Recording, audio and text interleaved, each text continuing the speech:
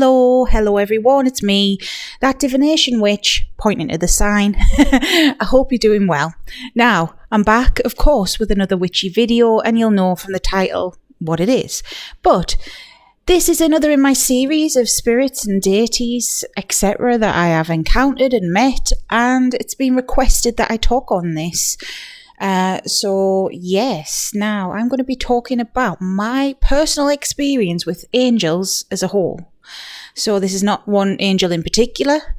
This is angels as a whole. I hope it sheds some light on things. Do you really know what they are? Do I really know what they are? Let's find out. Let's get into it.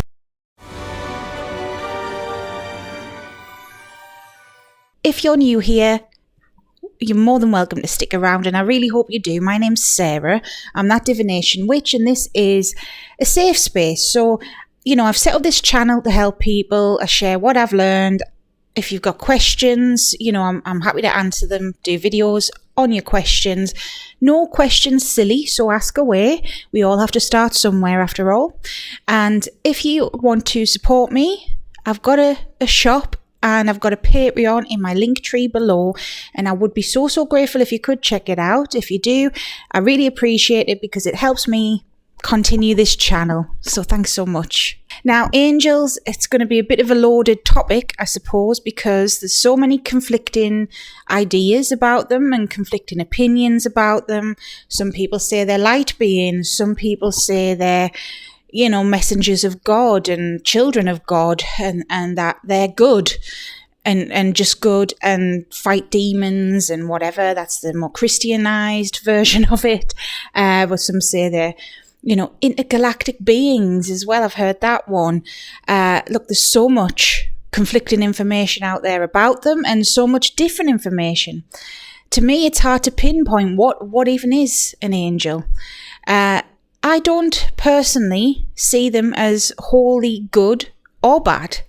Now, you've got angels of different varieties, different specialities, different types of being.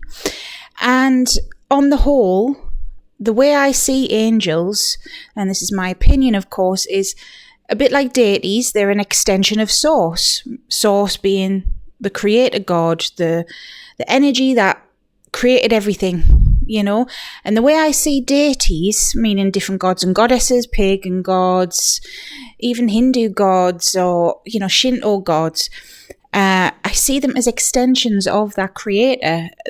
It's a face to the name. It is an energy that we may need at the time. Everyone's different. We've got different backgrounds and cultures and things that make us unique. And therefore, the face we see and the face that we are presented with as a helper, it's different for everyone, Angels I do see as similar, but not exactly the same.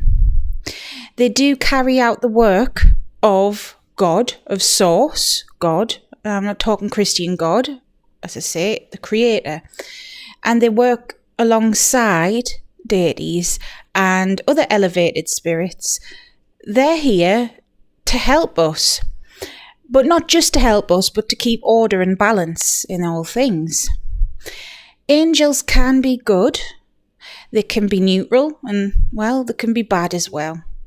Some people would call the bad ones fallen angels like Lucifer or Belial, that's off the top of my head, Azazel, the Watchers, etc. But to me, they're more than these labels, more than all these things. They're more than just an archangel, they're more than a seraphim, they're more than a cherubim.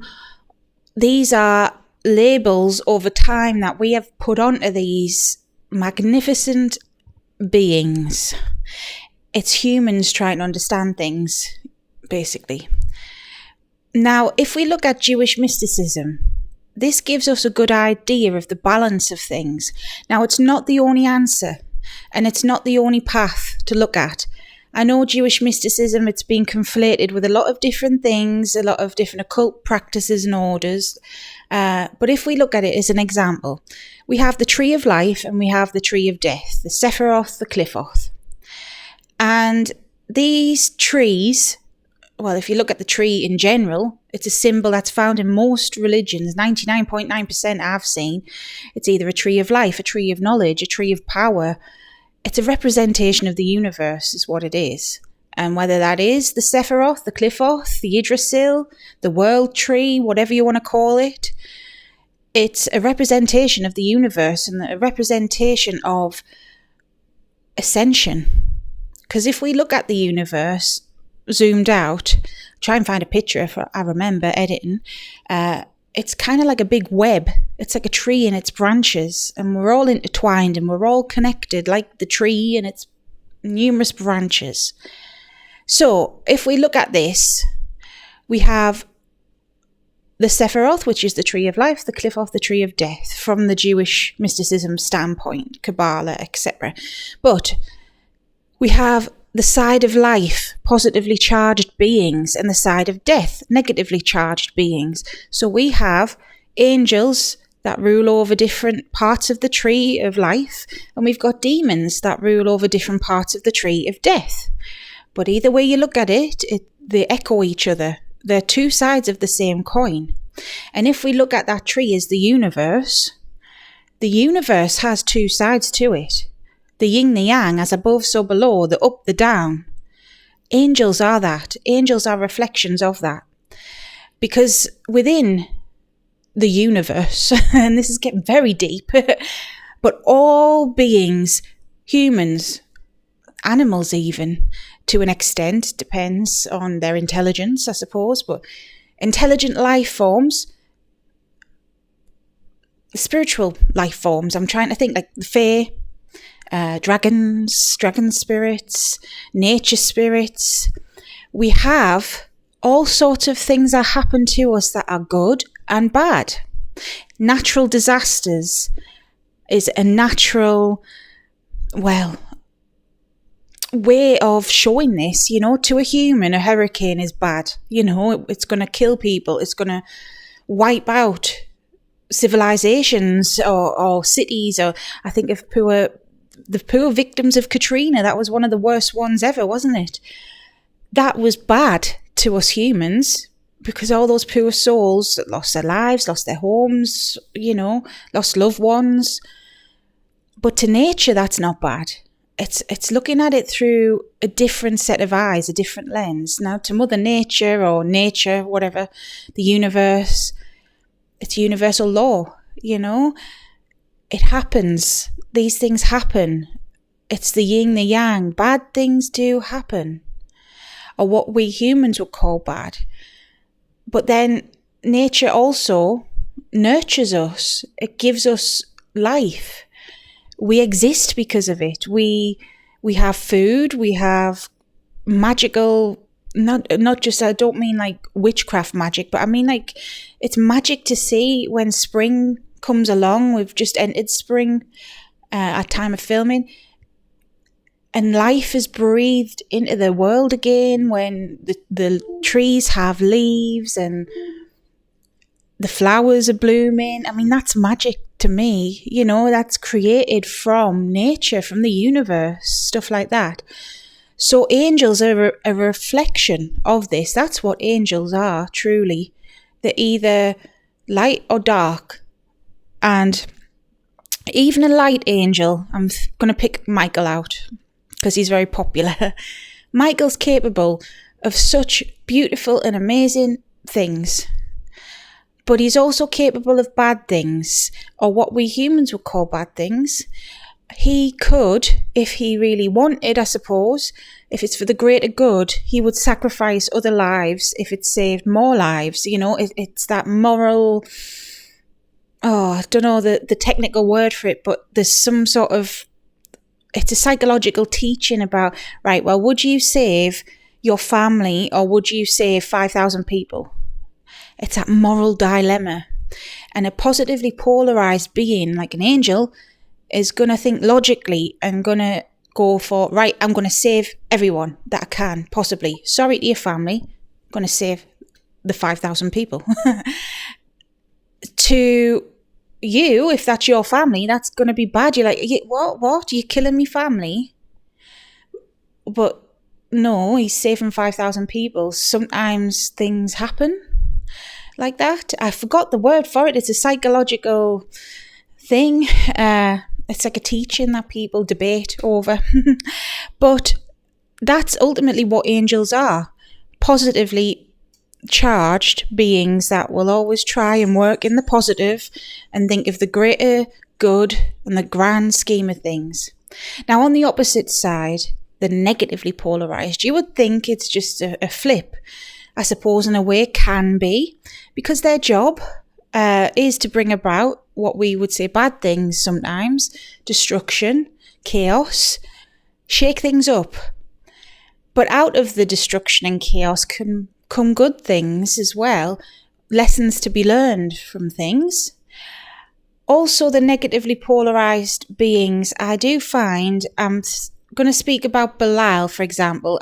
Belial, it's a loaded name to use, but I'm going to speak about him. He's known as the lawless one. He's known as a devil, very dark, and people say all sorts of scaremongering things about him. I've met him. He's helped me. I didn't ask for him to help me, but he has. The way, in my experience, he works is it's more selfish. That's what some people would say, but it's not. It's getting you to be selfish. So for me, I have issues with boundaries. I want to help people. I like helping people. I'm an empath. I like to help others, but that comes at the expense of myself a lot. And so he's helped me assert boundaries and realise that, no, I'm not selfish if I want to put myself first. Now, it could go 100% the other way, if I, really went deep into it, if I wasn't looking at it from a balanced perspective, then, maybe I could go 100% into a selfish, narcissistic person, but that's not me. I am a balanced person, and I think it's healthy for us all to look at both sides of the spectrum here. So Belial himself, I wouldn't say is narcissistic or nasty or whatever. He's just him. He's negatively polarized, and he does what he wants to do and what he feels is right in the grand scheme of things, in the grand order of things. He's up there with the most powerful fallen angels, whereas Michael is up there with the most powerful angels, the opposites of the spectrum. Now, people as well with these named angels say that you can't work with both. Bullshit. Now, like with everything, it's like opposing teams. Think of it as different teams. You're going to get rivalries. You're going to get histories between them where they have been at war with each other.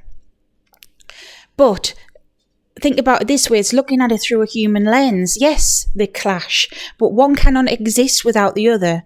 They need each other to exist. They are balanced. They both have purpose, whether it's for good or bad or whatever you want to label it. They both have purpose.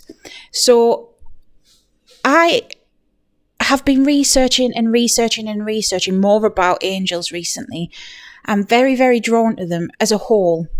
Good, bad, whatever you want to call them. I'm learning more about their law, not just the Abrahamic sort of angels, but learning more about what they are. And it's not what you think. There is no. I'm not saying that fallen angels or demons or whatever are misunderstood, because I hate when people say that. They're not misunderstood. Some of them are what we would call evil. Some of them are not interested in humans and don't want to know us because they just hate us. Like there's some you don't want to mess with. But some are not so bad per se and can offer value and lessons. And flip side, angels aren't all healing. Angels aren't all love and light. They're going to F you up if they need to. If you're in the wrong place, wrong time, sometimes you can be a casualty of war. And that's a horrible thing to say, but it's true. Now, I used to be a bit like that because of information online, especially like Christian information. And not even just Christians. There's one particular witch on here who is very, demons are all going to get you, and very fear-mongering, and labels herself a witch. Look, think and believe what you want at the end of the day, but I have had them both in the same room. I've had Belial and Raphael in the same room recently, helping a friend, helping someone I was doing a reading for at the same time, delivering a message.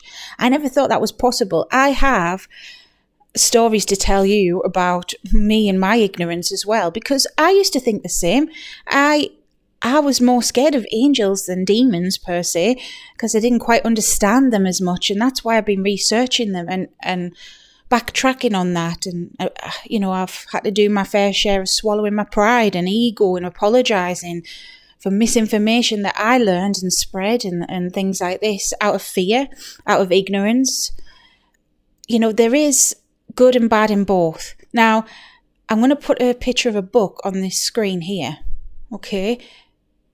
I do recommend exercise and caution if you're interested in this book. It's not for beginners, but I'm showing it as an example. Here's an example of a book where you can use angels for curse work. It makes us laugh because it's like, oh, angels are all healing, blah, blah, blah. No, they're vengeful when they need to be. You can ask an angel to curse somebody if needs be. And this book's a prime example of using that. And that's high magic. It's part of, I suppose, Jewish mysticism, but it's possible. It's not just a demon thing. They are warriors. Some angels are warriors. Don't forget, Michael's a warrior. Smite, smite. I don't know what that was. Smite, smite. And a warrior against what, you may ask? Well, it's light versus dark, I suppose, good versus evil. But it doesn't mean that they're always at each other's throats. There are other beings out there, like astral parasites, for example, that sometimes need their ass kicked. I'm just saying, that's the real evil in my eyes. You want to be learning more about that, because there's more than these fallen angels. There really is. And that's the true demons. And that's what you need to be learning about. Okay, my battery's going to run out. So I hope this helped. I hope it answered the question, the curiosity. If there's anything else you want me to cover, please let me know. Some videos will pop up if you want to learn more about paganism and spirits. And if you've made it this far, subscribe. Don't forget that. And until next time, stay safe, stay witchy. Bye, everybody.